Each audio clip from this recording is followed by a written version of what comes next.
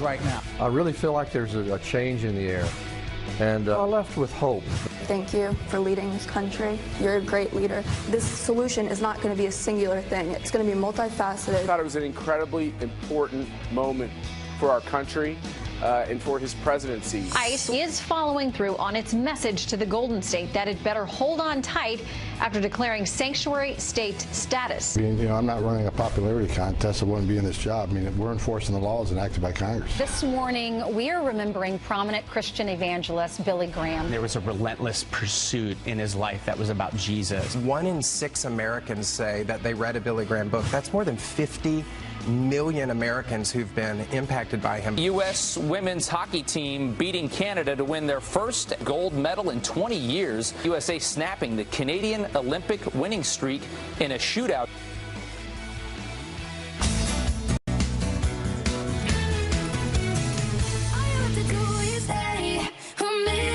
Just take your time. The clock is ticking, so stay. We'd like you to stay. We'd like you to stay from the first hour to the second hour, and dare I say the third hour. And if you have some time, take in Hemmer and Sandra. We'd like you to stay watching the Fox Just keep your pajamas on. Don't go to work. Get fired so that you can watch Brian. Right. Oh. A lot of people do not sleep in pajamas, I understand. A lot of people just sleep with what they're wearing last. That's what. Oh. Are those sleepers, or have they passed out? Right. They could be. A lot of people are just like, I'm so exhausted. I gave it my all today. I bet if we did a study, more people would do that on a Saturday morning or Just a Sunday sleeping morning because they've gone out the night before. Right. Well, especially if you know you want to wear it the next day. Well, my dad used to do, like about 8:30 at night, is we'd look over and he'd be sleeping, snoring. And we'd go, Dad, you should go upstairs. And he goes, I'm just resting my eyes. And you'd find him there in the morning? Sometimes. Okay. We did too. Anyway, thank you very much for joining us on this Thursday. A very, very busy day, and it was a big day yesterday at the White House. Very, very emotional. As school shooting survivors and their families brought their story straight to President Trump. The commander-in-chief now vowing to bring change in order to prevent more tragedies. Kevin Corke is live at the White House on that powerful meeting, Kevin, and it's clear the president excels in these real situations. Boy, it was tremendous. It was riveting. It was powerful. It was tear-inducing. The gentleman you can't see beyond the cameras here, Brian Cole and Eric Connor, inside the room, and I think I speak for everyone when I tell you I'll never forget this. The president, in fact, said as much on Twitter. Let me show you a tweet that he put out. He said, listen, I will always remember the time I spent today with courageous students, teachers, and families. So much love in the midst of so much pain. We must not let them down. We must keep our children safe. It was that kind of day yesterday, a powerful day for America, a conversation much needed. Here's just a bit of it. There needs to be a significant change in this country because this has to never happen again. People need to feel safe, and parents shouldn't have to go through the idea of losing their child. Should have been one school shooting, and we should have fixed it. And I'm pissed. Because my daughter I'm not going to see again. She's not here. We're going to be very strong on background checks. We're going to be doing very strong background checks. Very strong emphasis on the mental health of somebody. It's not going to be talk like it has been in the past. We're going to get it done. The last thing he said there, the most important, we're going to get it done. The White House working to make it happen. That is, make schools safer. Don't forget, there's another listening session coming up later today, guys. Of course, I'll have all the details. But for now, back to you. All right, Kevin Corke, North Lawn of the White House. Thank you very much. You know, to the White House's credit, they televised the whole thing. It was not a photo op. You know, a lot of those things are photo ops. This was not a photo op because there was a genuine discussion. And the president also pretty much telegraphed things he's thinking about. He did talk about how, you know, tightening background checks, mental health, screening, things like that, but also how he would like to arm teachers and coaches and make sure if they were properly trained, because he made the case that, you know, it takes police officers 10 minutes on average to get to a school after somebody's made the call.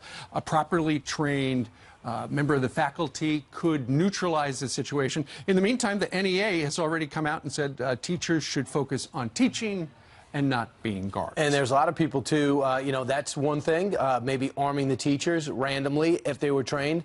They also talked about being able to arm the security people who often train. They talked about retired military that would be able to come down there and work in these area schools.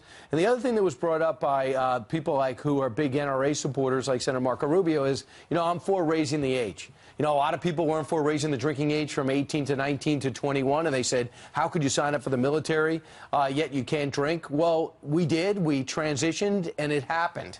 Well, you know, the president, other people have said, you guys wanted gun-free zones. That's what we gave you. Schools are gun-free zones, for the majority of them are. And then the shooter comes in, and there's no way to protect the innocent lives. Because they know there are no guns That's there. right. That's right. And you've heard these stories of shooters that say they pass by areas where they see the armed guards on the outside, and then they go for another target, a soft target.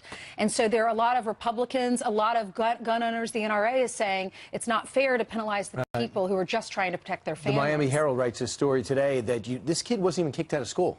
It's almost impossible to kick somebody out of school these days. You know, when there's a kid who's a discipline problem, you were kicked out. Now they want to keep you involved somehow, and he was going to an adult school afterwards. Continuing education, and that's one of the problems. So to Why me, is that? Does that affect their standings? They don't want to report disciplinary actions? Well, I understand, Ainsley, like you don't want to give up on a kid, but I care about the 3,000 other kids if this kid's a danger. Yeah. And I think there's going to be not one answer. I think that if you fundamentally say, I don't want guns around my kids in schools, then you have to say to yourself, well, how do you expect him to be protected should someone decide to target your kid?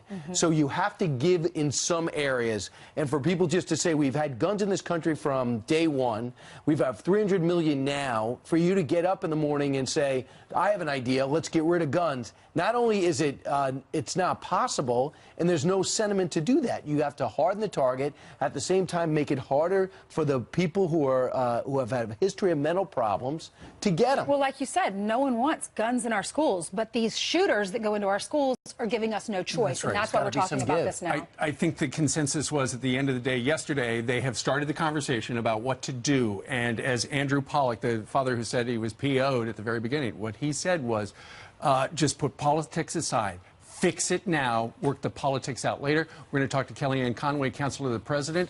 She's going to be with us about 20 minutes from right now. And just lastly on this, there's not one school shooter who winged it. They all plan it intricately, and they look for the softness of the target. They don't want a gunfight.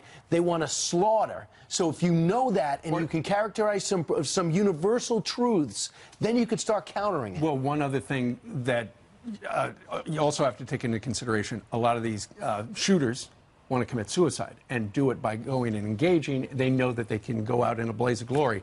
We talked a bit about that yesterday. Yeah. But it all comes down to safety. It all comes down to safety, keeping our schools safe, keeping the border safe, keeping our country safe, and that's been the president's message. The acting ICE director, Tom Homan, he's been on Fox a lot. He was on Fox in January, and he was talking about the sanctuary cities in California, and he said, you better hold tight, you better buckle up, California. We're going to go after these illegals. Well, a lot of the senators in California, the two senators there got mad, Kamala Harris and Dianne Feinstein. They said it's an inordinate abuse of power for you to say something like that. So he was back on Fox last night with Shannon Bream. She asked him about it, and he said, I don't care what you think. Listen. I'm not running a popularity contest. I wouldn't be in this job. I mean, we're enforcing the laws enacted by Congress. We don't conduct raids. We conduct a targeted enforcement operation. We don't go in neighborhoods knocking on a bunch of doors looking for people different than us. Every person we arrest, we know exactly who we're going to arrest. We know exactly where we're going to arrest them based on a lot of intelligence, a lot of investigative work. Think how illogical this whole argument is. People here illegally, an ICE unit constructed to kick illegals out and enforce immigration rules, and he has to qualify why he's acting within the law? It's bizarre. Well, because the last administration knew that these things were laws but didn't enact them. He said the last 8 years not allowed to enforce laws on the books. He said, you know, it's easy for these senators, it's easy for these residents of the communities or people who are here illegally to say, this is what ICE needs to do. He said, I'm an agent. I'm the director of this agency, and I can tell you because I've lived it firsthand. He said we used to, under President Trump, we were able to go into the jails when illegals were arrested, criminal illegals were arrested. We were able to go in there and file paperwork. paperwork. They would get like 10 of these guys, 10 of these men, women, these illegal criminals every single shift. He said now, because they're not allowed to do that, these individuals leave the jail, they go back into the communities, and then guess what ICE has to do? They have to go door to door. He said, we're not going to seek anyone out. We know exactly who we're going to get. We'll show up at their door, we'll arrest them, and then we'll go inside their house or whatever. We'll discover that there are more people within their families that need to be arrested. And he said, so it's putting our officers in harm's way, but also the illegals don't want them in their houses, but they give them no choice. It's not a popularity contest, but it is the law. Right. Meanwhile, 10 minutes after the hour, and by the way, those whole surge of illegals that came across our border, the unaccompanied minors, a lot of them ended up being MS-13, which is a problem, I believe, for illegal immigration, and a problem too. more people know about than just Fox News viewers. Right. I think so. Meanwhile, Jillian's got some news. That's right. Good morning to you guys. We are following some breaking news from the overnight hour, so let's get you caught up on that. An attacker blows himself up after throwing a grenade at the U.S. Embassy in Montenegro. No one else was hurt, and there is no major damage to the building. Right now, embassy officials are working with police to identify the suspect and a motive. Police officers lining the streets saluting a Maryland police officer who made the ultimate sacrifice, the second cop murdered in just 12 hours. Corporal Mushahid Ramzidin was off duty when he was shot and killed trying to help a woman threatened by her estranged husband. He was not working, needing help. He immediately responded to that plea for help, but he saved her life by giving his own. Ramzadeen was a Marine Corps veteran, a 14-year veteran of the force, and Medal of Valor recipient. He leaves behind a wife and 4 children. His death coming shortly after Alabama officer Justin Bila was shot and killed in the line of duty.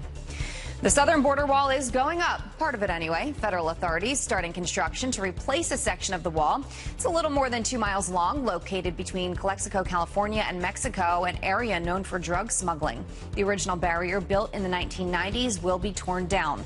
The Trump administration still needs $18 billion to extend the wall. The world mourning the loss of evangelist and Christian icon Billy Graham, the pastor passing away in his sleep at 99 years old. On Saturday, his body will be transported in a motorcade from the Billy Graham Training Center in Asheville to Charlotte, North Carolina, for a private family viewing. The public can pay respects at the Billy Graham Library on Monday and Tuesday. A private funeral and burial is set for next Friday. Guys. All right, Jillian, thank you very much. Private. Going to be private. Okay. Meanwhile, coming up on this Thursday, one major university just told students to quit using the word man. They say man is sexist. And the doors are now open at CPAC. We are live there with a preview. That's next.